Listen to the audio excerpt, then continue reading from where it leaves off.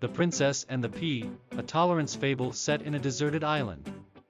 Once upon a time, there was a princess who was exiled to a deserted island. She was a kind-hearted soul, but she was often misunderstood by her family and the people of her kingdom. She was desperate to find a place where she could be accepted and happy. One day, while exploring her new home, she stumbled upon a very small pea.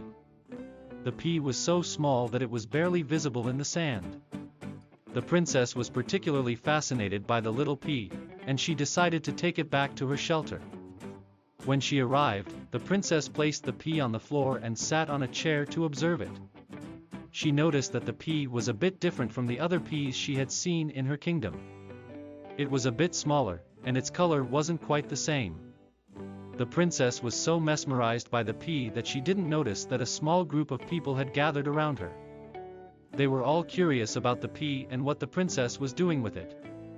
The princess, who was still mesmerized by the pea, didn't even notice the people around her. After a while, one of the people asked her why she was so interested in the pea. The princess was taken aback by the question. She had never been asked such a question before. She didn't know how to answer it. The people around her began to whisper among themselves. They started to judge her, and some of them even began to make fun of her. The princess felt embarrassed and hurt by their words. She wanted to run away, but she also wanted to stand up for herself. She took a deep breath and said, "This pea is different from the others, and I like it. Everyone is unique in their own way, and we should all be accepted and respected, no matter how different we are." The people around her were surprised by her words. They had never heard someone say something like that before.